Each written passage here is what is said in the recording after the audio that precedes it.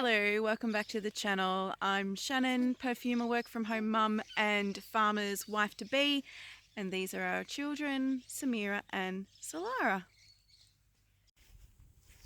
We went out to grab some lunch today. It's Sunday, having a bit of a day off, I guess you could call it. So we went into town to grab some lunch, ended up going to the next town, going to a nursery, and come see what we bought. A new rose. This one's called the Children's Rose, and despite all of this black spot on it, because I can get rid of that, I had to have it. This rose smells amazing, like most roses smell amazing, but this one's like a powdery floral. It's soft, but it's highly fragrant, so it's strong, but it's not overpowering, and I just had to have it. And I needed another lavender. There's a hole, there's a space in my lavender rose garden. I like to keep things as symmetrical as I can. I don't know why, I just do. And in my lavender rose garden, I've got rose, lavender, lavender, rose, lavender, lavender. Except that lavender there's one missing. So this one is going to fill that spot. Super excited about this. Have a look at this new growth. Just a little one, and there's a couple more little ones over here. The reason I am excited about this is, new growth is always exciting, but I put these in as established bulbs that I got from a neighbour. We just dug them up and replanted them not that long ago, maybe a bit over a month ago, and we've already got new bulbs propagating in this section here. And check out the leaves on this one. New bulbs. And I know that they're new bulbs because all the old ones, all the ones that I planted, still have their stalks. They all still have their stalks.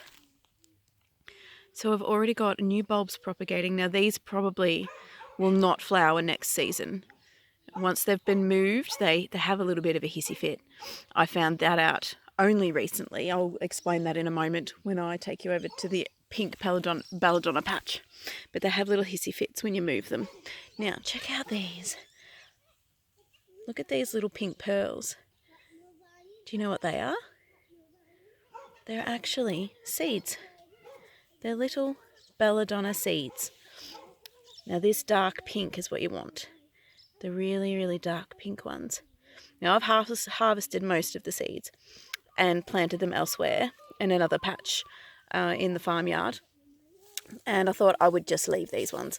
So what happens is you get the flowers come out of the tops, obviously, here. And then if you don't pick the flowers, which these ones weren't picked, a big, like a bulbous, bumpy ball grows on here. I don't think I've got any left that have seeds left in them. I'm just having a look around. No, I think they've all dropped their seeds. And then they grow their seeds. Some of them only have 1 or 2 seeds in them, and some of them can have like 10 to 15 seeds in them. Oh, here's one. This one has 1 seed in it. And this one has 1 seed in it. And yet this one here would have had heaps of seeds in it. And they grow and grow, and they turn pink. Some of them stay white. Where have we got some white ones here? We've got the white ones. Now, I don't know if white ones grow. Apparently, it's the pink ones that do the best. The white ones might still grow. I don't know. All of these belladonnas are actually the rare, well, apparently they're rare, white belladonnas. They smell amazing. To buy these bulbs costs $11 a bulb. And they were just growing fairly wild at our neighbour's place. And she said, just dig them up, take them. I don't use them. They weren't in a house yard or anything. They were just on the farm. So we just dug some up and brought them home. And I'm really happy with how they're doing already. Have a look at that. So yeah, probably won't get white flowers next year, but we'll just see. Now just here we've got my pink belladonna patch. It looks quite small, but there's around 80 bulbs in here. I planted 70 bulbs here last year, last autumn. I dug these up from here. I thought there was about sort of 7 or 8 bulbs in there, and I dug them up and there was over 100. They were so clumped together that they just weren't growing anymore. But once you separate them, you can't separate them too much because they do like to be clumped, but you separate them and they start growing again. So I've got all of these. They grew their leaves last year towards winter. I thought, great, they've all survived, they're all growing.